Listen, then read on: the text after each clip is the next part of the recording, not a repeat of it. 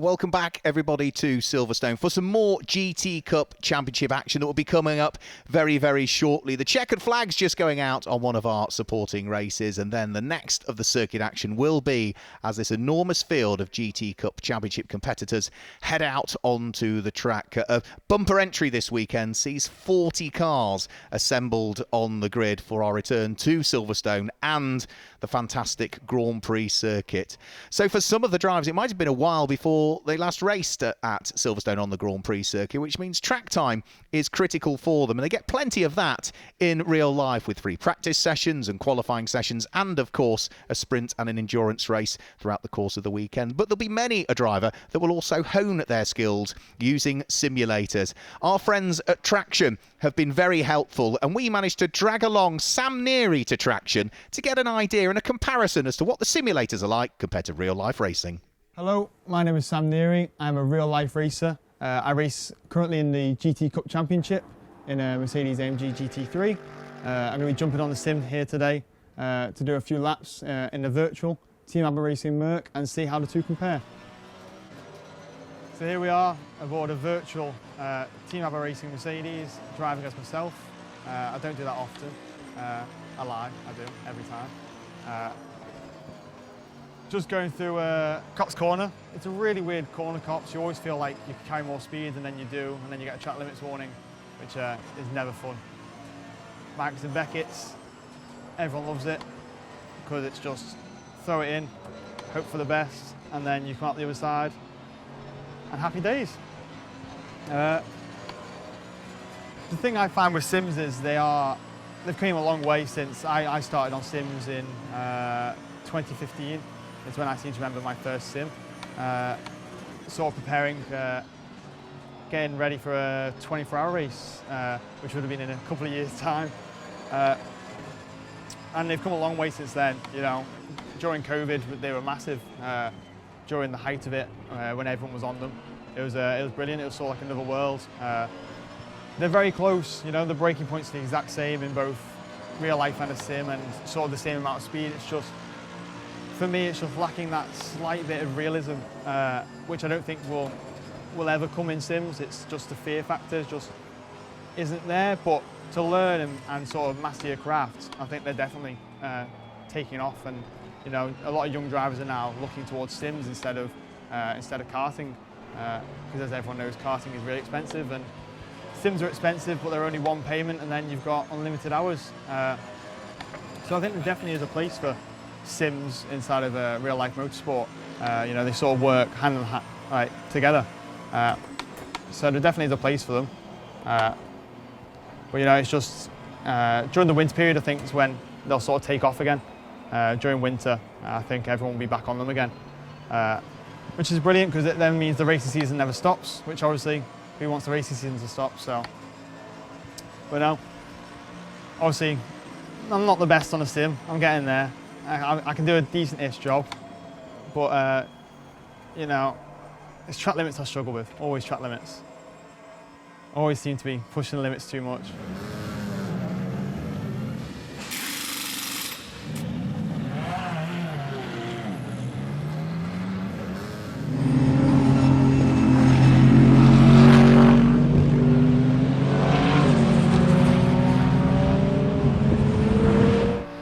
You're on board with me, Sam Neary, aboard the Team ABBA Racing Mercedes-AMG GT3 around Silverstone GP. Going into turn 1, quick dab on the brakes, throw it in and then flat. This is now flat all the way to the loop complex. Here we go, braking the curb on the left, down to second gear, up on the inside curb, and now let the TC deal with everything. Going into the other one, down to first gear, and it's really critical to get a good exit here because you've got a really long straight coming up. This is all flat out now. And now you feel that you've got a lifetime to wait until the next corner. BRDC building on the right, thank you very much for them to help me throughout my career. Braking between the curb on the right, down to third gear. A tiny bit of understeer there, but it's not bad. And then V this corner off as much as possible to really focus on getting another exit because you've got another long straight coming up. Use all the track on the exit, use all the green, and now this is flat all the way to the Cops Corner. Again, look up. There you've got Silverstone, so you know what track you're at, so you don't forget. Going into Copse corner, braking between the boards on the left, down to 4th, and now flat out again. And now you're going to the secrets that everyone loves around Silverstone: Maggots, Beckett's, Chapel. First one's Maggots, turn into the left, use the curb on the left, dab on the brakes into the right, keep speed in, down again, down to 3rd gear, and then brake once more for Chapel, and really focus on getting your exit here. That's good enough. Going down the long straight again, you've got Silverstone again, just in case you forgot, going through that complex. Going into Stowe corner, brake at the gravel on your left, leave it in 5th gear. Just there, brake down 3 gears, not 3, into 3rd. Power on the exit, use as much track limit you can get away with. Now you're coming up to the end of the lap, you don't want to mess it up here. Brake at the board on the right, down to 2nd, inside curb, stab on the power, off, and now it's flat out to the line. Really don't want to mess it up here. And there you go, that is a lap around Silverstone GP.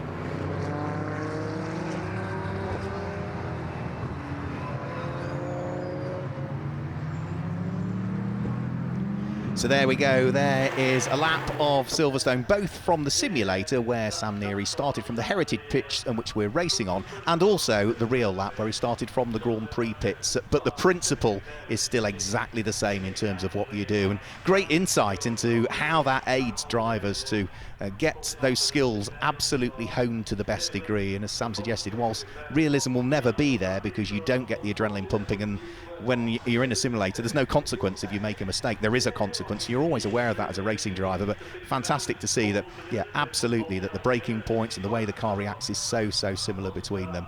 We did have a race earlier on today, and what a race it was as well. So let's just have a quick look back at some of the highlights from the sprint race earlier on. It was Richard Neary that had qualified on pole position in the ABBA Racing Mercedes. Ben Dimmock in the Radical alongside, as the enormous field of cars charged their way up towards Copse corner. It looked as though Paul Bailey was trying to sneak the Brabham up the inside. There might have been a bit of contact, but Paul Bailey ended up pointing in the wrong direction with the pack heading towards him. He would recover, but would have to start again from 40th position. Through all of that, Ben Dimmock would pick up the early race lead at the wheel of his Radical, whilst Paul Bailey was tasked with carving his car through the field. Early contact for the Marcos Mantis of Top Cats Racing caused a small amount of damage to the front left corner of that, and the Make It Happen Racing Ginetta that was in the hands of Stephen Walton had to call into the pits. John Dillon managed to get himself up to 2nd overall in the race, with Ben Dimmock in the Radical RXC dropping down into 3rd position. That wouldn't affect the championship points scoring though for the Radical, because it was a Group GT3 car that had gone through and ahead of the Group GTO Radical. In GT4, Mo Ritson had his hands full with Morgan Tilbrook, whilst Graham Tilley was looking to try and hang on to positions inside the top 5. The charging Paul Bailey at the wheel of the Brabham, though, would pick him off as he still continued to make progress towards the sharp end of the field. There was a big spin coming out of Copse corner, and whilst Russ Lindsay would be able to get the Ginetta from Orange Racing powered by JMH back into the race, there was a very small amount of damage to the right-hand side following his attempts to try and keep the car under his spell. He would continue in the race, but had lost a raft of positions. The big GT3 and GTO cars working their way through traffic. Graham Tilley was coming under increasing pressure from the number 247 Ferrari of Lucky Kira. There was retirement late in the race as well for the Whitebridge Motorsport Aston Martin that was in the hands of David Holloway. He would not see the checkered flag. But for Richard Neary, everything was going to plan as he continued to lead the race, had built up a large margin and was carving his way through the traffic, looking to close in on another win for himself and Sam Neary, who also lead the overall championship standings. Ben Dimmock was still looking to try and close in on the Lamborghini of John Dillon. John Dillon working his way past the traffic, had just enough of a gap to try and keep the Radical at arm's length as they continue to fight for 2nd and 3rd in the race overall. There was a late retirement for Lucky Kira, retiring the LK Motorsport Ferrari out on the Silverstone Grand Prix circuit. But it would be Richard Neary that would come through to claim the 10th win of the season for the ABBA Racing Mercedes, a car which had been recently reshelled following an accident at Spa-Francorchamps. Taking the checkered flag was Jensen Lunn at the wheel of the number 9 Top Cats Racing Lamborghini, but he would instantly retire after the flag. So there we go, there's the highlights from race number 1 of the weekend. We'll see the cars very shortly for race number 2 working their way out onto the track. Now the grid for this second race is always dictated from the fastest lap times that were done in the race earlier on over the course of the day. So we're going to see an intriguing grid for this race as the cars will head out onto circuit. And remember that because it is the longer race, we do have a mandatory pit stop. There's a mandatory pit stop window for the cars, which is split based on the group that they are in. So the Group 1 cars, as they're called. Now that includes Group GTO, Group GT3 and Group GTC. They will pit between the 24th and the 29th minute of this race. For the cars that are in Group 2, and that comprises Group GTB, Group GTH and Group GTA, they will pit between the 29th and the 35th minute of the races. And if you weren't tuned in earlier on or you've not watched GT Cup before, again, just to confirm the way the groups work, Group GT3, as it says on the tin in reality, those are for homologated GT3 cars running to the manufacturer of homologation. Group GTO cars, which is the likes of the Brabham and the Radical this weekend, are open specification cars. So they're low volume manufacturers or cars that maybe run to GT2 or GTE specification. Group GTC is for later model challenge cars. That's largely things like the Ferrari challenge cars built to European Ferrari specification, or those that are maybe built to Lamborghini Trofeo specification. Group GTB is for earlier challenge cars. That's largely the Porsches that we have in the field. Group GTH is for GT4 homologated cars, and Group GTA is for lower specification Cup cars or challenge cars or one make series cars. Now that, again, for the GT Cup for this season, largely includes the likes of Ginetta G55 Super Cup cars. So that tells you the way that the groups work. I mentioned that we've got pit stop windows. There's also success seconds that need considering as well. Now all of the cars have to come in the pit lane and conduct a mandatory pit stop. We also know on the long Silverstone pit lane to drive from one end of the pit lane to the other at the regulatory speed limit, which is 50 kilometers per hour, takes 24 seconds. And they break a beam coming into the pit lane, they break a beam going out of the pit lane. So if we add the minimum stop time that the car has to be stationary, which is 60 seconds, to the amount of time it takes to drive through the pit stop, the pit lane, which is 24, each car from breaking the beam coming into the pit lane to leaving the pit lane and breaking the beam going out has to be in that pit lane area for 84 seconds as a bare minimum, plus any success seconds that they have. And if you win your group in the previous pit stop races, which would have been up at Alton Park in Cheshire in the early part of July, you'll have an extra 20 seconds to add to your pit stop time. If you were second in your group in those races at Alton Park, it's an extra 15 seconds. And if you were third in your group, it's an extra 10 seconds that you have to serve. And what that does is it stops one single car or driver combination dominating over the course of the season. It mixes things up and sort of, I suppose, almost balances the performance and the results of the cars individually. So the cars threading their way through. There is the number 88 Mercedes that will be driven by Sam Neary in part 2 of this race. It is his father, Richard Neary, that is going to line up on pole position for this one, having set the fastest lap of the race earlier on. There is Sam with his high vis on, about to open the door and chat to Dad. The slave battery goes in as well, just to make sure that the car is fully charged, ready for the start of the race. Now, because that car did win its group at Alton Park, that will have an extra 20 seconds to spend in the pit lane area. Alongside it on the grid is going to be the Brabham, which also won its group at Alton Park. There it is, the Brabham, the Group GTO car. That has an extra 20 seconds to spend in the pit lane. So Richard Neary and Paul Bailey are your front row of the grid. Row 2 of the grid is the number 4 Nissan, which is going to be started by Graham Tilley. That has an extra 10 seconds to spend in the pit stops. And alongside it is number 61, which is driven solo in this race by John Dillon. John Dillon will be joined by a British GT racer, Phil Keane, tomorrow. That has an extra 15 seconds in the pit lane. Row 3 of the grid, there's the Radical, sits on the inside of row number 3. Steve Burgess behind the wheel of it for part 1 of the race. No additional seconds to spend in the pit lane for that Radical. Alongside it is the number 155 AF Corsa Ferrari, which is car number 155. It's driven by Laurent de Meus. That has an extra 20 seconds to spend in the pit lane because it's a new entrant for this weekend. There is Graham Tilley's car just being pushed back into position. In the background of that shot, you can see car number 247, which is the Ferrari. Lucky Kira is on board that car. That has an extra 20 success seconds in the pit lane. And for company alongside it is the number 333 Ferrari, which is the Can Yang racing car of Andy Stocco. That has an extra 5 seconds to spend in the pit lane. Row 5 of the grid is, you can just see it there to the left of your screen, the light blue Lamborghini of James Webb, returning to the championship, the former champion. An extra 5 success seconds in the pit lane. Alongside it is the Top Cats Racing Lamborghini, I should say. The Marcus is further down through the order. That's the number 9 car, started by Warren Gilbert. You can just see it on the right of your screen there, an extra 15 seconds. Row 6 of the grid, number 31, the Veluga Motorsport white Porsche, an extra 20 seconds to spend in the pit lane. Alongside is another white Porsche, but it's got the black livery to the lower side of it. The number 34 car is started by former BTCC racer Richard Marsh. That has an extra 10 seconds to spend come the pit stop window. Row 7 of the grid is car number 70, the red Ferrari. Roy Millington will start. An extra 20 seconds to spend in the pit lane. And alongside is the number 35 car, the white and the blue and the pink Porsche of Nick Phelps. An extra 20 seconds to spend in the pits. Row 8 is number 96. Chris Kemp will start the Stanbridge Motorsport Lamborghini.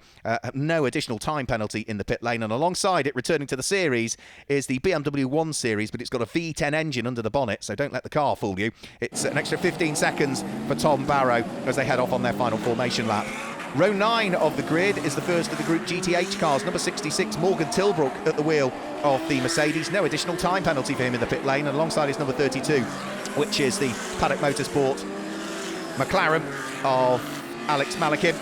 No additional time penalty there either. And row 10 of the grid is number 1, which is Josh Jackson. He's sharing with Michael O'Brien, former British GT Championship front runner and race winner. In this particular race, the number 1 McLaren has an extra 20 seconds to spend in the pit lane. Alongside it is another McLaren. It's the number 26 car of Paddock Motorsport. Tom Rawlings will start an extra 10 seconds. Row 11 of the grid, it is Simon Orange at the wheel of the number 67 Ginetta. An extra 20 seconds to spend in the pit lane. Alongside is 23, which is Ian Campbell. Row 12 is number 50, which is Carl Cavers. No additional time penalty. And 15, David Holloway. Again, no penalty. Row 13, number 80, Craig Wilkins for Scott Sport in his Ginetta. No time penalty. But alongside is the number 78 Fox Motorsport car of Tim Docker, former Volkswagen Racing Cup driver and has raced in TCR UK in the past. An extra 20 seconds to spend in the pit lane. Row 14, number 77, Mark Hopton, no time penalty. Alongside is number 17, Russ Lindsay, an extra 10 seconds. Row 15 is number 90, Mike Price, no additional time penalty. And alongside is number 82, Feathers Motorsport, Aston Martin. James Guest will start, an extra 15 seconds to spend in the pits. Row 16 is car number 118, the Fox Motorsport Ginetta, started by Ian Duggan, an extra 15 seconds to spend in the pits. But alongside is number 44, Steve Ruston, who has no additional time penalty. Row 17, number 3, that's the Top Cats Racing Marcus Mantis. Charlotte Gilbert will start, no time penalty for her. And alongside is number 19, Sean Winder at the wheel of the JMH Automotive Porsche, has an extra 20 seconds to spend in the pits. Row 18 is where we see car number 22, which is Richard Mason. No additional time penalty, and neither does the number 6 Ginetta alongside of Alex Stevenson. Row 19, number 72, Chris Murphy has no time penalty, and neither does car number 212, which will be started by Stephen Walton. And the final row of the grid, if they're all there, should be car number 911, which is David Frankland, which has an extra 15 seconds to spend in the pit lane. And I am hoping, I can't see David Frankland's car there though, unfortunately. I was hoping the number 41 Lamborghini might be there. Fraser Smart scheduled to start that, but again, could not see that car towards the tail end of the field. So that gives you all the additional time penalties. As I say, if you finish first, second or third in your group, you pick up the time penalties for the next pit stop race. But if you're also a new entrant into that group, you also pick up time penalties as well if you are entering for the first time, so that you don't have an advantage really over those that have been in for the full season. So that is why there are so many time penalties on the grid, because with 40 cars this weekend, there are several cars that are entering for the first time this season. So the safety car lights are off. We're going to be good to go at the end of this particular lap. Remember, once we get to 24 minutes of the race then the pit stop window opens for the cars towards the sharp end, the GT3, GTC and GTO cars. It's going to be, an extra 5 minutes after that before the pit window opens for the likes of the Group GTB, Group GTH and Group GTA cars. And all of the cars, whether they share the car or not, have to come in and conduct a mandatory pit stop during that period of time. There are a few cars out there that are driven solo. Not many, most are shared, and the pros can't start this race. They can only take the second stint in a pit stop race. So Richard Neary and Paul Bailey who rubbed wheels almost with each other in the sprint race earlier on. They both came away unscathed in the end. The Brabham had to fight its way from the back of the grid. What can it do from the front of the grid here? Round 14 of the championship gets underway and they power the cars down towards Copse Corner for the first time, but it is going to be Richard Neary that leads. John Dillon has got to his left-hand side Paul Bailey's car. There's a little bit of bodywork came off, I think Graham Tilley's Nissan potentially there. Looking at the colour of it, it looked quite day glow. I wonder if he's lost the front splitter or a dive plane somewhere, but it is going to be Richard Neary that leads the race. John Dillon in second place. Paul Bailey in third place has got the jump over the other GTO car, which is Steve Burgess, who was behind him on the grid anyway. But and problems, and that is upside down, I'm afraid to say, sliding along on his roof. That is poor old Simon Orange, and surely that is going to have to bring out a safety car here. Looked a fairly simple incident, but the car just slid along on its roof, but I strongly suspect that will need the intervention of a safety car early on. Only caught the tail end of what happened, but that was, thankfully, Simon Orange sliding out of the way of any further harm. So his car is, I'm sure, going to need some sort of assistance to right it onto its wheels. Ginetta is a very, very strong car indeed, and surely that is going to bring about a safety car. The race will still continue for the moment. I don't think he's the only car that's been involved as well. I think potentially the sister car to it in the team might also have got tangled up as well in that incident, so we'll have to wait and see. So the race continues for the meantime. The battles will continue until they come over the start-finish line and perhaps see the safety car boards going out, but all of this is going to mean that the cars that were looking to try and make progress through the order might just have to wait a while longer before they can start to pick off people if we go to a fully neutralised race, which for the moment I'm pleased to say we are not. Oh yes, we are. Confirmation on the screen, we are going a full course caution. Not surprising, I'm afraid to say, that that has happened, and I think the other car that has potentially got tangled up with it, it was the sister car to it, it was the teammate that I think maybe stopped to offer assistance there. I think it was Russ Lindsay and Patrick Collins's car that stopped to offer assistance. That would be the number 17 car. That would be Russ Lindsay for this race. So we do go full course caution as the cars work their way over the start-finish line. It looked a fairly harmless little incident, really, but all of a sudden the car appeared into sight upside down, and thankfully it sort of didn't then roll and roll and roll to cause damage to the car. It will be damaged for sure as it slid along on its roof, but the main and the most important thing is that Simon Orange is out of the car and okay. Russ Lindsay stopped to assist and he was fine. So what we now need to do is just double check the drivers are okay. They will go for what is a regulatory safety health check at the medical centre. That is standard operating procedure for motorsport in the UK. Any impact accident, you have to go for the medical centre just to get checked over. He'll be given the all clear for sure, Simon Orange, but of course what we do need to do is get that car out of harm's way. The safety car is just coming up to the point of where the incident occurred, really. So Richard Neary and John Dillon were ahead of the incident. They'll be blissfully unaware as to what happened, and the first thing they'll see, of course, is an inverted Ginetta off to driver's left midway through what is the Maggots, Beckett's and Chapel complex. So they will work their way slowly past the point of the incident because the marshals are fantastic. Silverstone marshals will be working. We will continually thank the marshals for the work that they do. They are very, very professional. The UK marshals, and I say this having travelled around the world watching motorsport, they are the best, absolutely. They are the best marshals in the world. A very experienced bunch, but of course always looking for newcomers to come into marshalling. So maybe log on to marshals.co.uk if you want to see how you could become a member of the British Motorsport Marshals Club, and we'd be delighted to have you not just at any GT Cup meeting but any race meeting at all. But we're always on the lookout for marshals, and you're not put out there on your own on a post, you're put out there with an experienced bunch around you. And there's a great thing that they do now we're coming out of COVID, they're starting to do them again. It's called a taster day. You wander around the circuit in the morning with an experienced marshal showing you all the different areas where you could assist in the running of a race meeting, not necessarily just out on the marshal's post. You could work in the assembly area or the paddock or the pit lane or race control. You get to understand all of the different areas, and then in the afternoon you go out onto a marshal's post with an experienced team around you to show you what it's like out there on the individual marshal's posts, and the individual jobs that you could do on the marshal's post as well, with the likes of an incident marshal or a flag marshal. So marshals.co.uk is the official website for the British Motorsport Marshals Club, and we sincerely thank all of our marshals. That's why all of the cars are carrying the orange heart on them this weekend, and why we've got a little banner in the bottom left of our screen in memory of Robert Foote, who was a marshal who was very tragically, it happens unbelievably rarely, but was very tragically killed at Brands Hatch just a couple of weeks ago. So the clock continuing to tick whilst we remain under safety car. I think everybody is still in the race, barring the two that we know of. I do wonder whether Carl Cavers might have got possibly tangled up somewhere, because I'm not sure his car came through at the end of the lap. The Porsche Cayman that he was scheduled to be sharing with Benji Hetherington, but I'm not sure the Veluga Motorsport Porsche came through. Now, we didn't see it in the shots that we saw.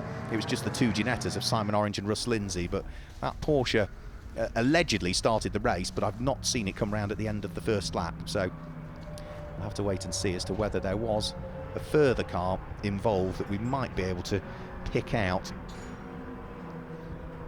So there'll be at least one further lap behind the safety car, just to confirm the running of the order, because of course whilst we're under safety car there'll be no overtaking. Richard Neary leads the race.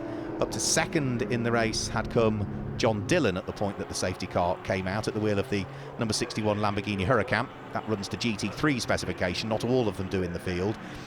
In third is number 28, the Brabham BT62 of Paul Bailey. Here it comes towards us now. Right behind it is the Radical RXC. Now, both that Brabham and the Radical are in the same group. They both run in Group GTO, so the Brabham leads the group.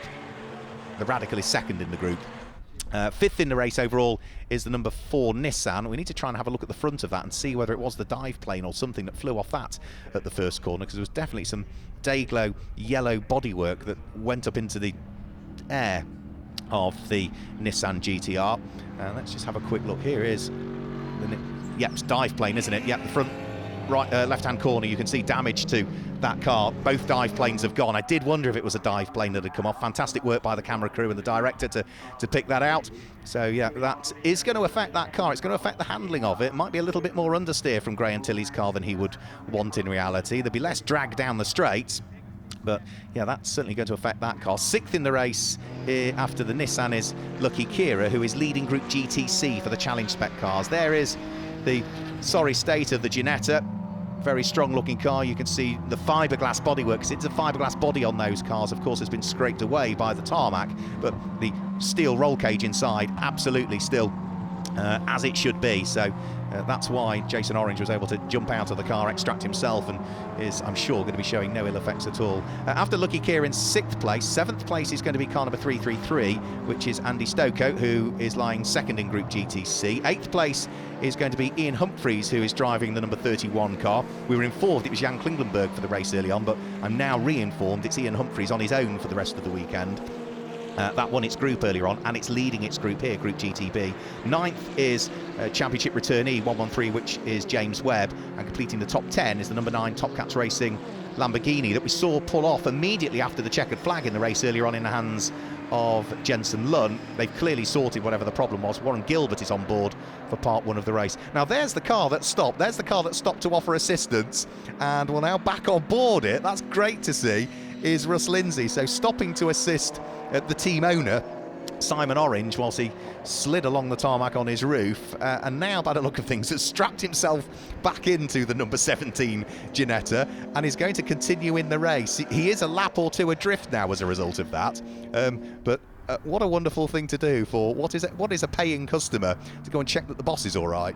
So great to see that he is out there and circulating, and let's hope he's allowed to continue in the race. You know, may well be that race control would rather him come back into the pit lane if he was involved in the incident, but if he was purely stopping to assist, it would be nice to think that they could let him continue in the race, but that's their decision. I don't need to worry about that from the commentary position. Other group leaders that we've got, leading Group GTH is the number 1 Orange Racing McLaren, which is Josh Jackson, and leading Group GTA is the car that retired from Group GTA earlier on. It's car number 212, which is the Make It Happen Racing Ginetta, in the hands of Simon Walton. So looks as though we may well have one further lap behind the safety car, and of course, because we are on the Silverstone Grand Prix circuit, it takes a while again. Yeah, so light's still on the safety car. It takes a while to do a safety car lap, rather than the sort of 2 minutes-ish that we're doing at full racing speed. It's about an extra minute on top of that, so it's around about a 3 minute, 7, 8, 9 minute lap. that the safety car has just done last time through. But now the circuit is clear, they will press on a little bit more. Now that they know all of the marshals are back in their respective positions, we've got no individuals out on circuit sweeping or brushing up or clearing cars out of the way. Now all that has happened, safety car does speed up a little bit. And the drivers will be getting the message from the team and from race control that I'm sure safety car potentially could be in at the end of this lap. Now the signal that we will see is that the safety car will extinguish its lights, and it will do that only the best part of 3/4 of the way round the lap. So the lights will still be on the safety car, and it will be coming out of Aintree Corner and down the Wellington Straight, roughly under where the vehicle bridge is. That's usually at Silverstone where the lights get extinguished on the safety car, and that then, from a driving perspective, that's your indicator as well. If you haven't got a pit-to-car radio, which most of these will, but if you're racing in a series that doesn't have them or doesn't allow them, that's, as a driver, you know that you're going to be going green at the end of that lap. And the safety car is going to be heading along the Hamilton Straight currently, past the wing, start-finish line for the Grand Prix circuit, and up towards Abbey, so lights will still be on it for this lap. We are on lap number 4 at the moment, but of course it was really only the first 3/4 of a lap that were done at racing speed. The number 17 Ginetta did continue round as well, actually. Did wonder if it might call into the pit lane, but it is still there, but is now a lap off the lead. Now as for the pit window, it's going to be, you can see the countdown timer, so 26 minutes remaining, so it's another 12 minutes before the pit window opens in reality. When that clock at the top gets to 26 minutes, that's when the pit window is open. Safety car lights are off, so that's the indication that we were looking for. We are going to get going and racing again here. So for Richard Neary and John Dillon, both of them running in Group GT3, they'll look to try and pull away again in the lead of the race. First and second in Group GTO are the cars that are third and fourth in this train, the Brabham and almost that Burgundy, isn't it? Radical, respectively, in the hands of the man from Nottingham, Steve Burgess. So we get the race back underway. Richard Neary puts his foot down at the wheel of the reshelled Mercedes following its accident at Spa in the British GT Championship. It's back racing this weekend. All the hard work done by the team netted them a win in race number 1 earlier on the sprint race. What can he and his son, Sam Neary, who will take over that car come the pit stop window, do in this first of 2 sprint races over the course, first of 2 pit stop races over the course of a weekend? Working our way through what is Maggots and Beckett's and on towards Chapel. I don't think we've seen any shuffling in the order since the restart, which is not unsurprising because you can't overtake until you've got over the start-finish line. So I think everybody is safely through the first few corners this time through, and thankfully, they are not quite as tightly bunched as they were because it was, of course, a single-file restart. Now, Paul Bailey's lost the lead of Group GTO there. Steve Burgess diving up the inside as they went in towards Stowe Corner. The Brabham is a little bit quicker coming out of the corner, but is now on the wrong side, heading in towards the braking area for the Vale. So Steve Burgess has now unlocked the door to 3rd position, dropping down to 4th and losing the lead of the group goes the Brabham. Graham Tilley, with those missing dive planes from the front left-hand corner of the Nissan, sits there in 5th position. Doesn't seem to be affecting him at the moment, but if that is causing a little bit more understeer with that damage, then towards the end of the race, the control Pirelli tyres that all of these cars run on might maybe just get a little bit overworked a little bit, as the car is clearly not quite handling as well as originally it should have been doing, and that's putting the Nissan under a little bit of pressure from the pair of Ferraris that are ganging up against him. The first of which is the Group GTC leader, Lucky Kira, the next of which is Andy Stoker, running very wide indeed. That's Warren Gilbert, who ran out of room there at the wheel of the Top Cats Racing Lamborghini, and now that's going to drop him under pressure from the next of the cars, which is going to be James Webb at the wheel of his light blue Lamborghini. James returning to the championship, the former overall and group champion from a few years ago. Cars charging their way down the Wellington Straight. The green flag still waving because it's the first lap since the restart. Nick Phelps tries to dive up the inside of Richard Marsh to gain a place. Now that would have been for position. That would have been for 2nd and 3rd in Group GTB, I think. See whether he made it through. So down and over the start-finish line. Onto lap number 6 they'll go. Richard Neary pops in the fastest lap of the race so far, as you can see, 2 minutes 2.3. Have we had a shuffle? Yeah, Nick Phelps did take the place away. So Nick Phelps now has gained 13th position. Richard Marsh has dropped from 12th at the beginning of lap down to 14th place. So a couple of places lost there for the number 34 Porsche that's being run by 24/7 Motorsport this weekend in conjunction with Team Hard, who regularly run that car. So the rest of the field all filing their way through towards Copse Corner. You can see the cars still keep coming as down the hangar straight.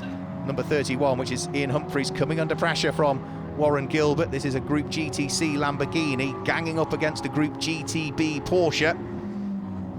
And this particular Group GTB Porsche is the leader of the group, whereas it's the Lamborghini that's in 9th place overall and 3rd in its group that's sitting there behind. But Warren Gilbert wants to press on because he's got another car looking to try and take places away from him, which is Tom Webb. Now for Steve Burgess, what a lap this has been, having taken away the group lead from Paul Bailey. He's now got himself ahead of the Lamborghini of John Dillon on this lap, so John Dillon now down into 2nd place. So it doesn't affect the championship points that John would score because it's a Group GTO Radical that's got past a Group GT3 Lamborghini. Group GTH, the battles continue to rage as well. That is Alex Milliken at the wheel of the number 32 car, the Belarusian driver, under pressure from the number 66 car of Morgan Tilbrook. In the sprint race earlier on, those two were fighting away. Milliken ultimately came through to win the group. Morgan Tilbrook, I think, was 2nd in the group earlier on, if memory serves me correctly. Up towards the braking area for Brooklands. Now, Tom Webb has taken a breather a little bit from Warren Gilbert at the moment because the number 9 Lamborghini of Warren Gilbert is back in full attack mode, which Richard Neary sets another new fastest lap of the race down into the 2-minute 1s this time through, 2-minute 1.288. And just to give you an indication as well, Richard Neary coming over the start-finish line, the best part of 137 miles an hour, topping out at the bottom of the hangar straight at nearly 150 miles per hour, just to give you an indication as to what the front-running cars are doing in the GT Cup Championship around the full Grand Prix circuit at Silverstone. Now, Warren Gilbert has got himself through and ahead of Ian Humphreys at the wheel of the number 31 Porsche, which is now coming under attack from Tom Webb. Humphreys might have lost a place to the Lamborghini. He might be in a Lamborghini sandwich, but he still leads the group, more importantly, because the Lamborghinis, both fore and aft, running Group GTC, whereas the Porsche is a Group GTB car. So even if Tom Webb gets through and he's trying on the run up towards Stowe, Ian Humphreys, I think, would just hang on to it. Yeah, even if that blue Lamborghini got through, Ian Humphreys would still be leading his respective group. And we now have, what, the best part of 6 3/4 minutes to go before the pit window opens. Any time during that 5-minute period, we can see the drivers dive for the pit lane. So there's Steve Burgess. There, right now the Brabham's gone through as well. So John Dillon there, the number 61 car, has lost a further place, but it is still two Group GTO cars that have dumped him down through the order from 2nd down to 3rd and 3rd to 4th. So even though he's now in 4th place, that car still scores exactly the same amount of championship points in its group. Richard Neary's got a very sizable lead now, the best start of 6 seconds at the start of this lap. Back in Group GTH for the GT4 cars.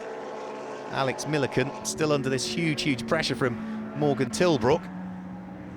Is he going to be able to squeeze his way through? This is going to be for 2nd and 3rd in Group GTH. Just ahead of them up the road, you might just see the orange McLaren. That orange McLaren is going to be the group leader, which is Josh Jackson for this first part of the race. Josh Jackson will give way to former British GT4 race winner, raced in GT3 last year, British GT, Michael O'Brien. So it'll be the orange McLaren that will lead the group. Here it comes now, look. Right with him is Alex Milliken. He'll give way to the reigning Porsche Sprint Challenge champion and former Renault Clio Cup runner-up James Dorlin for part 2 of the race. That's the white McLaren. And, well, that number 66 Mercedes of Morgan Tilbrook will be handed over to current Radical Challenge champion and former British GT champion Marcus Clutton for part 2 of the race. So the pros, as we say, jump in for part 2 of the race, and that's when the race even more comes alive, you could argue. Here comes James Guess. He'll hand over to former Aston Martin Le Mans race winner Darren Turner. Now that should be the car that leads Group GTA, that number 212 Ginetta just going through shot there. Hordes of McLarens running in Group GT4 this weekend. Number 44 car of Steve Ruston, former champions himself and John White, has partnered again this weekend, coming under pressure and going to lose out, I'm afraid, there. That was sneaking its way through. Mark Hopton at the wheel of the number 77 Greystone GT McLaren. Mark Hopton partnered with Adam Carroll, who is a enormously successful driver. Adam Carroll did have a brief spell as a Formula 1 test driver, did Adam Carroll. test driver for BAR a few seasons ago, but Adam Carroll has been a champion in the Ferrari World Final. He's an A1 GP champion. He was a European F3 Cup champion. He was a British Formula 3 champion in the national class as well, Adam Carroll. Hugely successful driver, and he's going to take over that number 77 car for part 2 of the race. But for his current driver that he coaches, his efforts will be looking... All right, that's, I'm afraid, off has gone Richard Marsh, and that car has nosed itself into the barriers. There's a little damage to the tail end of the car as well. You can see the skid marks and the tyre marks in the background, but that is coming out of Club Corner, where he's gone almost, by the look of things, into the pit wall on what is the Grand Prix start line. For second and third, it's hotting up as well. Now, this is back for the Group GTO lead, and second overall in the race. Steve Burgess under pressure from Paul Bailey. Paul Bailey with a great recovery drive through the field. Now, there was a stationary yellow flag I saw out there on the approach in towards Maggots and Beckett's, and that's because I think we may well be going safety car again because of that stricken Porsche this time through. Yep, safety car comes out 3 minutes before the pit window, and I think it's going to take more than 3 minutes to get that Porsche recovered. So we could see the pit window open whilst we are under safety car. Now, nobody can pit yet. If they pit now, it's too early. The pit window is not open because we are only, 21 minutes into the race. And what this does do is it means that for poor old number 88, Richard Neary, who was tasked with trying to build up an advantage because he knew they had got an extra 20 seconds to spend in the pit lane, he'd built up 10 seconds of that. All of that is going to count for nothing. The advantage that he's got will just evaporate because of that Porsche there, which has, I think it's backed itself into the wall and then damaged the front end of it into the wall, and that's a big old shame really for Richard Marsh and Sam Randon. That's going to be their third non-finish of the season, I'm afraid to say, and it also means that Nick Phelps, who is running second in the Group GTB Championship standings, could potentially close in a little bit on the Porsche. They're regularly run by Team Hard Racing, but this weekend it's Team Hard working with 24/7 to prepare that car. They are the Group GTB Championship leaders, and that car there, Nick Phelps, could, at the wheel of the number 35 car, close in a little bit potentially now. So safety car out there once more. Let's guide you through the order because the pit window is going to open for the cars that run in Group GTO, Group GT3 and Group GTC very shortly, and those are the cars that are at the sharp end of the order. Leading the race overall and leading Group GT3 is that car there, which is number 88, Richard Neary.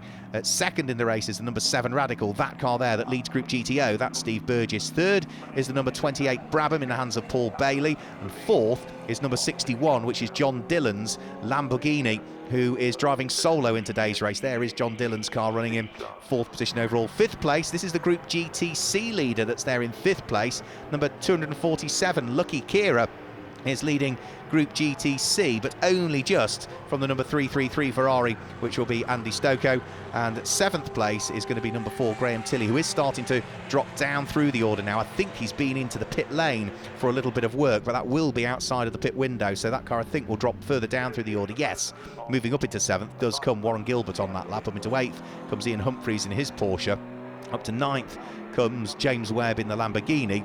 And up to 10th comes now car number 155, which is Laurent Demise. So that gives you the top 10 at this stage. Yeah, and even now, Graham Tilley is still dropping through the order whilst the safety car is out there. 11th is Roy Millington's Ferrari, number 70. 12th place is number 35, which is Nick Phelps with his Porsche. And then 13th place, losing 6 positions on that lap, is Graham Tilley, who clearly was not happily with the handling of the Nissan and ultimately decided to bring it into the pit lane. Other group leaders, just to pick them out, leading Group GTH is down in 16th place, which is Josh Jackson at the wheel of the number 1 McLaren. Leading Group GTA is Stephen Walton at the wheel of the number 212 Ginetta G55 that runs the Super Cup specification. That is running in 21st position. And that is now bang on cue with the pit window opening for the cars at the sharp end. Now, they would be wise, all of them I would say, to come in now. Whilst the safety car is out there, you're travelling slower. Get in, get your pit stop done, and for what for most of them will be 84 seconds from breaking the beam coming into the pit lane to breaking it going out, plus of course the success seconds. So the race leader an extra 20 seconds. Second in the race, Steve Burgess handing to Ben Dimmock, no success seconds. So that really puts the Radical in a strong position, the number 7 car, to take up the lead of the race overall once they cycle through the pit stops. Third in the race, number 28, Paul Bailey, giving way to the Scotsman Ross Wiley, an extra 20 seconds to spend in the pit lane. And fourth quickest, John Dillon, driving solo. He has got an extra 15 seconds to spend in the pit lane. So safety car finally catches up with the front of the pack. Who's in 5th place? Lucky Kira has an extra 20 seconds to spend in the pit lane. In 6th place, car number 333, Andy Stoker, only an extra 5 seconds. So that could also bring that largely green and orange Ferrari up through the order as well. But I think the car that's going to gain most out of all of this in this first pit stop window, so for the cars in Group GTO, Group GT3 and Group GTC, will be the Radical, because it has no additional success seconds to spend in the pit lane.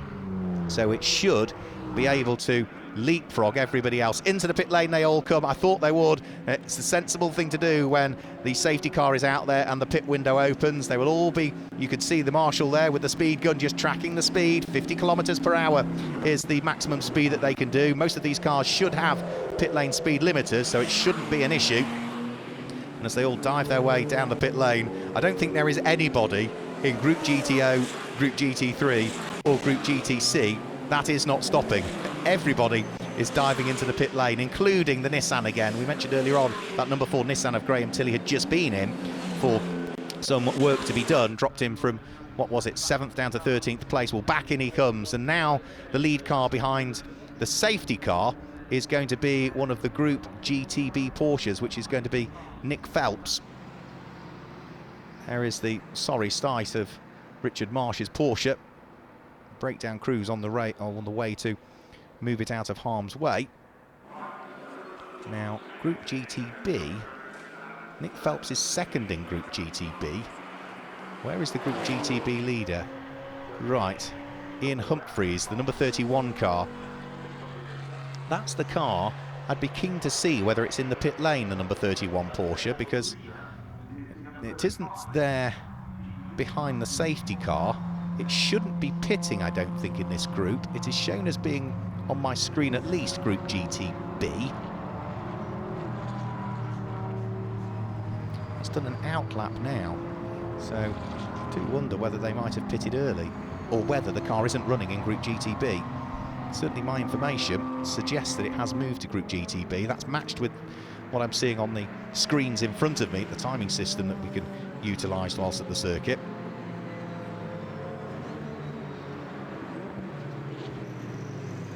But if that car has been in, it's either not in Group GTB, it's been moved to Group GTC, or it's pitted outside of its particular window. Because the first batch of cars in that group get between 26 minutes of the race remaining and 21 minutes of the race remaining, so they'll all have to be in within the next 90 seconds or so. And then the pit window opens between the 21 minutes to go and only 15 minutes to go. There is the Porsche, right, so it is still out there and circulating. Yeah, between the 21 minutes to go and 15 minutes to go, that's when the pit window opens for the likes of the cars in Group GTB, i.e. the Porsches that we see there, Group GTH, which is the GT4 spec cars, and Group GTA, which is, say, largely the Ginettas, but not necessarily exclusively for Ginettas, but we do tend to see nearly every car in Group GTA, certainly this season, as being a Ginetta G55 Super Cup spec car. Now, Tom Barrow's been going well as well. I'm just looking at the BMW there, the number 20 BMW M1 as it's called, a V10 engine in that car, is going to be running well up through the order. Great to see Tom returning to the championship. All of those cars that have pitted have now caught the tail end of the queue, but of course all of the cars ahead of them are going to have to pit. And there is the Radical. Yeah, I did say the Radical would leapfrog into the lead of the race, and that is what happened. But for Ben Dimmock, when we get things back underway, Ben is now on board the Radical, which, once everybody's cycled through the pit stops, will ultimately be the race leader. Ben is tasked with trying to keep that Radical ahead of the indecently quick Sam Neary. Sam Neary is still only, 19 years of age, comes from Liverpool. So he races in not just GT Cup, but in British GT. The pit window opens for the GTB, GTH and GTA cars.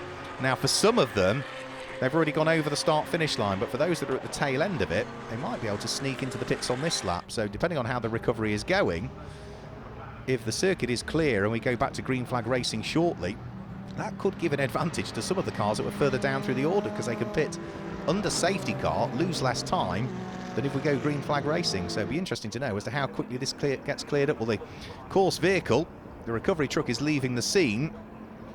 The safety car is only part the way along the hangar straight, so depending on how quickly that recovery truck gets out of harm's way, it might be able to clear the circuit, and the safety car could turn out the lights on this lap, which will be really, really interesting, because all of the cars at the front, there we go, yes, so some of the cars in Group GTC, Group GT8 that were at the back of the field, the pit window was open when they came around to pit lane entry, so they could dive into the pit lane. Those who are at the front of the order couldn't do so. So that number 22 car could, now that it's no longer in the hands of Richard Mason, is in the hands of John Lancaster, could potentially be on for a very strong result.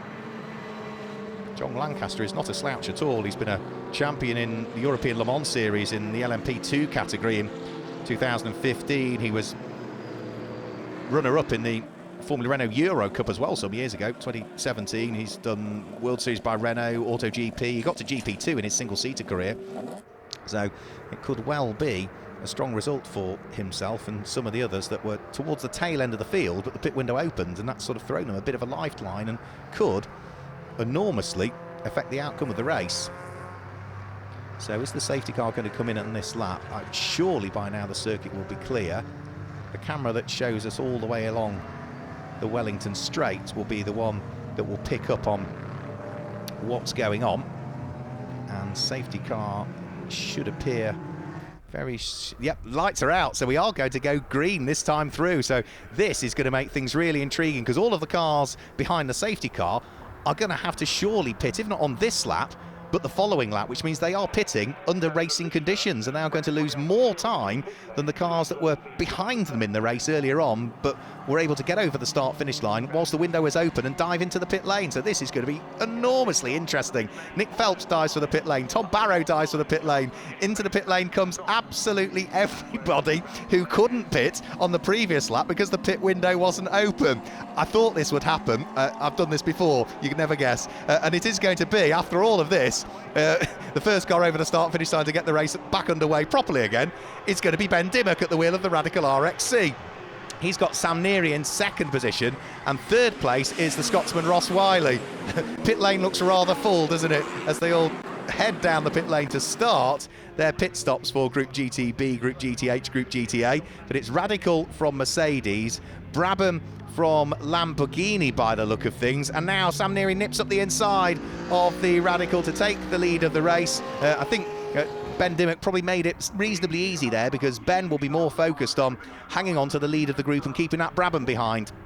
Sam Neary, now did he lose momentum there? Yes, he did. All of a sudden he lost a little bit of momentum there coming down the straight, because all of a sudden Ben Dimmock is able to work himself back alongside the Mercedes. Ben runs a little bit wide though coming out of Stowe Corner, and that's going to allow Ross Wiley, the Scotsman, to take away second place and pick up the lead of Group GTO. So good driving from Ross Wiley there. So Sam Neary, Ross Wiley, Ben Dimmock, they are the top three in this race. GT3 car from GTO car from GTO car. Fourth in the race at the moment. That looks like the number 96 Lamborghini that's there in fourth race. That would be Stuart Hall, who has worked his way through the order. Pit stops concluding for those that came in second time round in the window for the cars in Group GTB.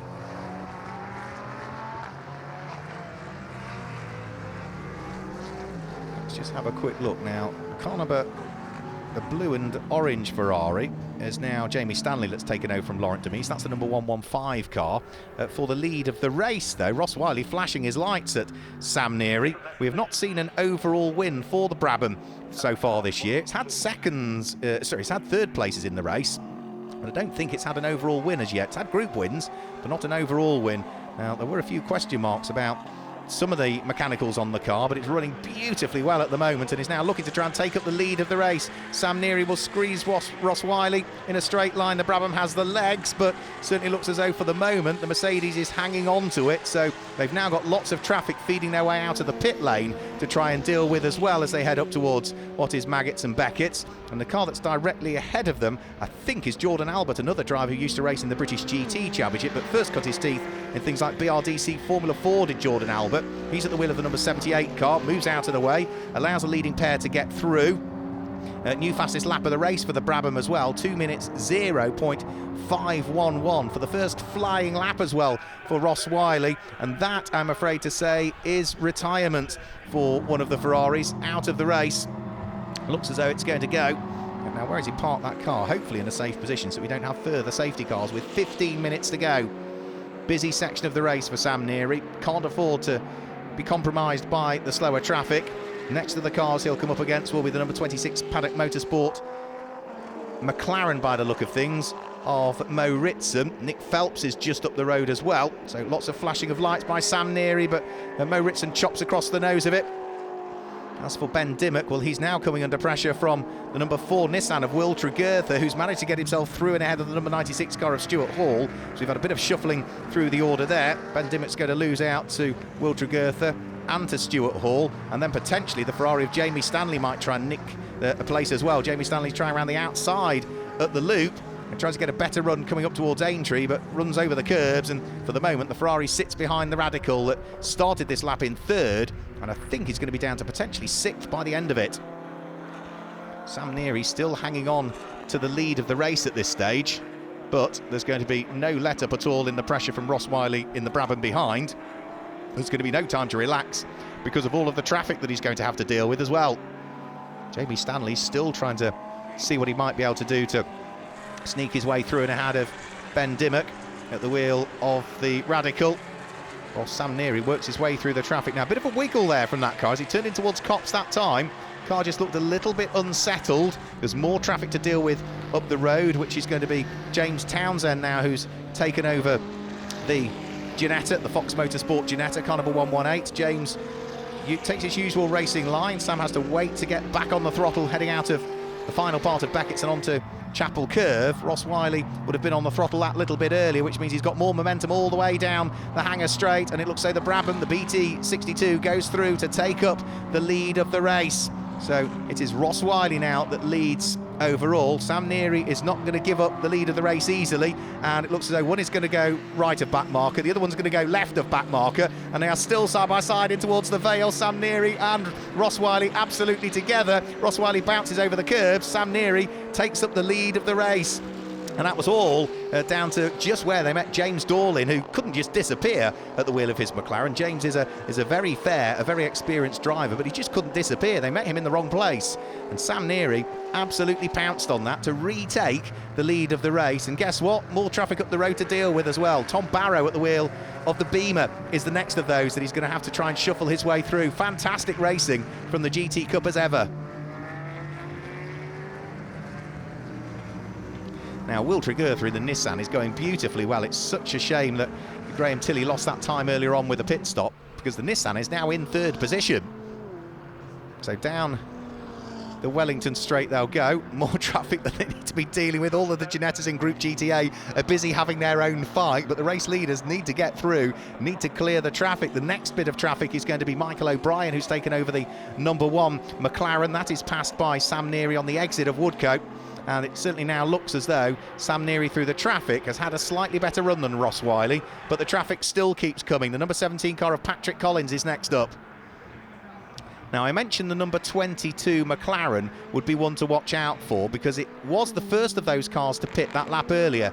And guess what? John Lancaster now is leading Group GTH. So this is the Group GTH leading car and is running 12th place overall. Fantastic stuff.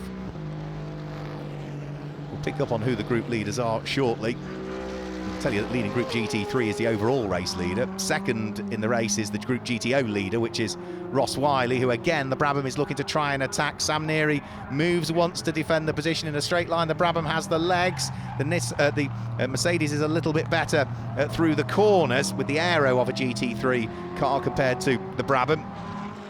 which is fantastic to look at, sounds fantastic. Ross Wiley is doing nothing but flashing his lights. Bradley Ellis, former British GT champion, moves out of harm's way, but can't get out of the way before Sam Neary tries to work his way through. So a little bit more time lost there for the Mercedes. Now, they're not battling for group position because they are in different groups. Sam Neary's a GT3 car, Ross Wiley in the Brabham is a Group GTO car, but neither of them will want to lose out on an overall race victory. There's Will Tregurtha. He runs third in the race, second in his group at the moment, so the dive plane's not affecting the Nissan too much in the hands of Will Tregurtha. Number 19, GTB leading Porsche, is now in the hands of Adam Wilcox, who's been a long-time GT Cup competitor.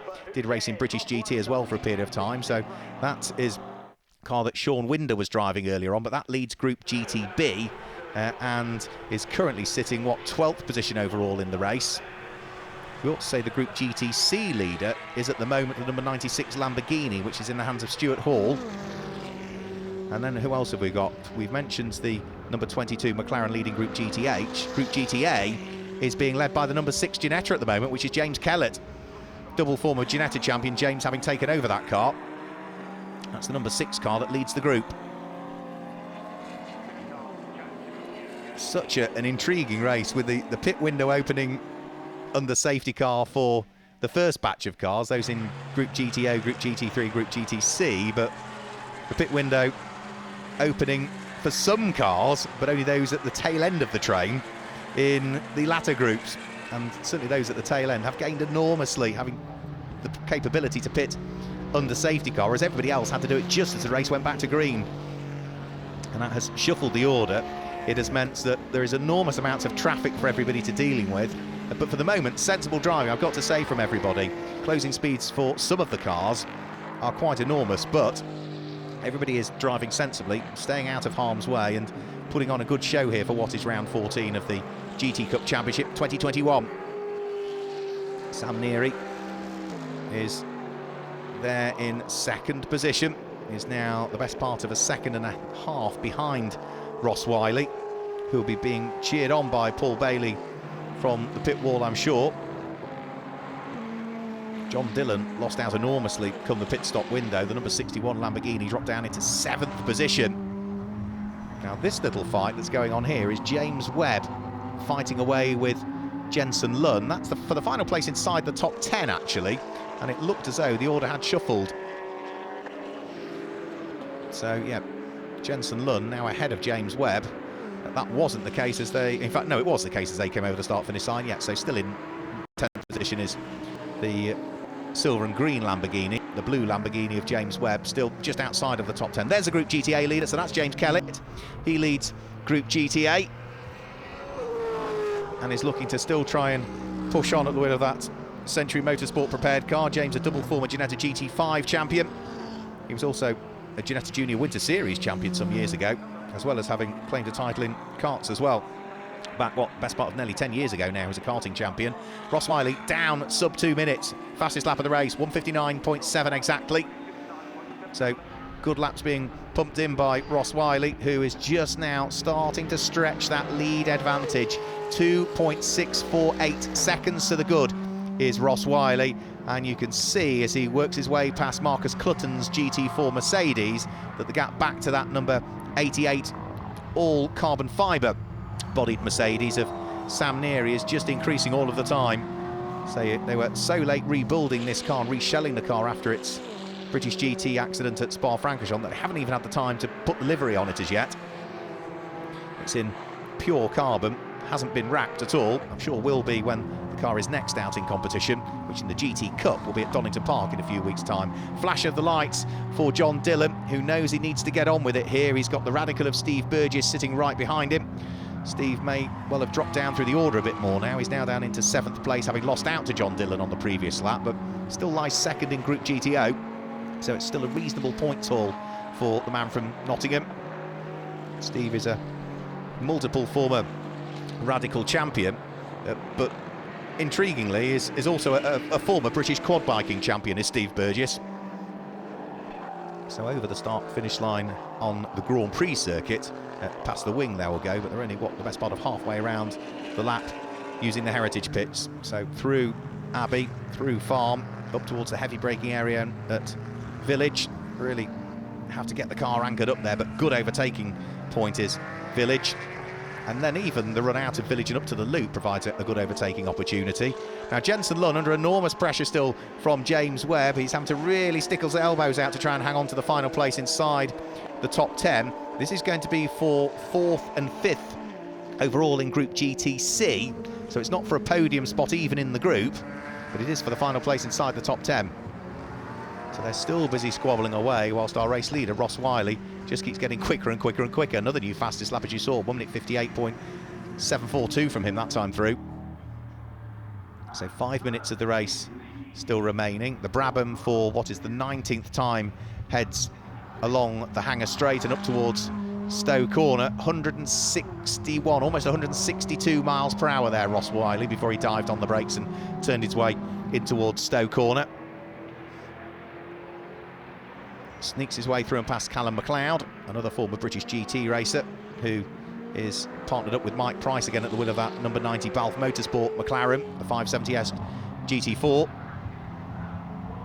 Jamie Stanley also at the wheel of the FF Course prepared Ferrari, looking to try and work his way through the order. He's not that far off the coattails of the number 96 Lamborghini, which has got a drive-through penalty. We saw 2 drive-throughs pop up there. The number 44 car serves it, which will be the John Whitehouse-driven car now, but the number 96 Lamborghini, which I thought had gained good ground in the pit stop window, and I couldn't figure out why, because all of the cars in that group pitted under safety car, but I wonder if they got the success seconds wrong. So the number 96 car, a drive-through penalty, and that is going to drop that car well and truly down through the order. It is in 4th place currently. Steve Burgess still having to work overtime at the wheel of the Radical. There's a little bit of flapping bodywork, isn't it, on the right-hand side of the Radical, whilst it works its way past Chris Murphy's Aston Martin. And then the next of the Aston Martins it will need to deal with will be that of Darren Turner, who is driving the Feathers Motorsport car. Yeah, it's just the front right wing, isn't it, that just looks as though it's coming a little bit loose on the Radical. Tom Dillon pushing hard at the wheel of the Lamborghini. Now this is just for overall position, it's not for group position. Now this would be for group position, which would be the number 118 Ginetta that we just saw there, fighting away. That is James Townsend, who has now caught up with Chris Hart at the wheel of the Make It Happen Ginetta. And they will be fighting for position, absolutely, and they'll be fighting for what will be, I think, 3rd and 4th in Group GTA at this stage. Stuart Hall into the pit lane to serve the drive-through penalty. We know that it takes 24 seconds to drive from one end of the pit lane at Silverstone to the other, so you lose 24 seconds plus the time it takes to decelerate from racing speed to 50 kilometres per hour and then accelerate from 50 kilometres per hour back to racing speed. So it's the best part of 30 seconds you lose, so no longer is it going to be in 4th place. It is going to be well down through the order. I would say it would probably come out just inside the top 10 still, would be my guess. 10th position potentially. Now 2 3/4 minutes to go. 2 Ginettas still busy fighting away. Still at the moment Chris Hart managing to keep at bay the aspirations of the car of James Townsend, as they still continue to fight for what is 29th and 30th position. Has James Townsend got the run this time up the inside of Chris Hart? Yes, he has. Through he goes, ahead of the 2018 Fun Cup champion, to take up what will be 29th position and 3rd in the group. So it is the final spot on the podium now in that group for car number 118, James Townsend. Having come back out of the pit lane, there is the number 96 Lamborghini, having served its drive-through penalty. So I said 10th position. We'll wait and see at the end of this lap as to exactly where that Lamborghini sits. It might be 9th, but it's certainly going to be towards the bottom of the top 10, having been running in 4th position overall in the race.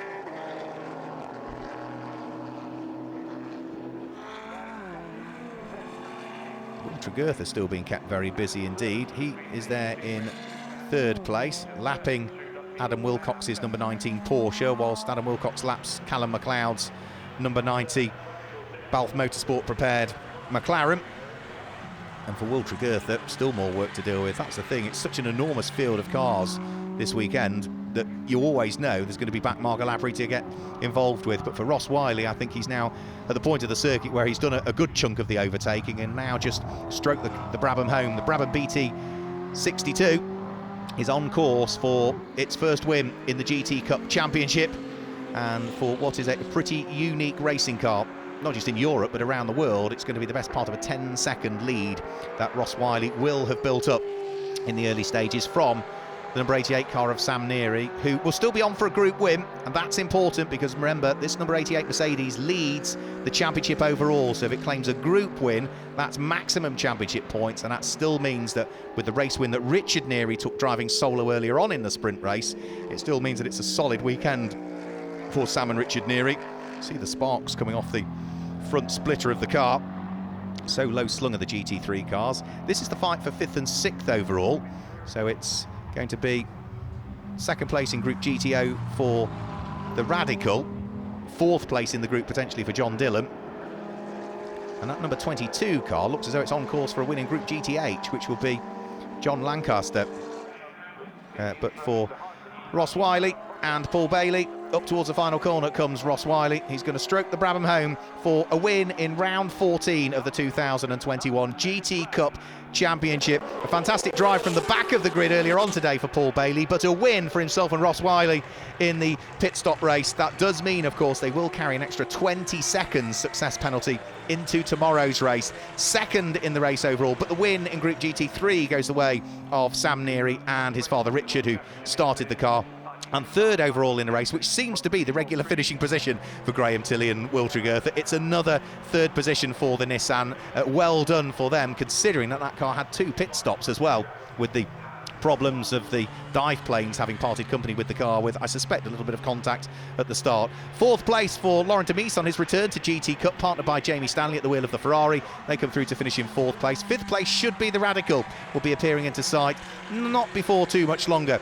heading out of Copse Corner. That will be Steve Burgess and Ben Dimmock, who will finish in 5th position, and more importantly claim 2nd place in Group GTO. Here it comes now, and 6th place in the end goes the way of number 61, which is John Dillon. 7th place in the end for Stuart Hall, who carved the Lamborghini back through the order, having had that drive-through penalty. 8th place will be Roy Millington, partnered with Benny Simonson for this weekend. 9th place goes the way of Andy Stoker and James Swift, and completing the top 10 will be the number 9 car, which should be Warren Gilbert and Jensen Lunn, who will take it towards the checkered flag.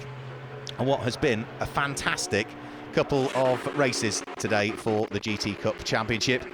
Remember, we have the same format tomorrow as well. We'll have a sprint race and a pit stop race, and that is the same format for the rest of the year as well, when we go to Donington Park on the 18th and 19th of September for rounds 17, 18, 19 and 20 of the championship, and then our final 4 races, rounds 21 through to 24, will take place in early October, the 2nd and 3rd of October at Snetterton. So there goes Sam Neary, congratulating Ross Wiley on the win.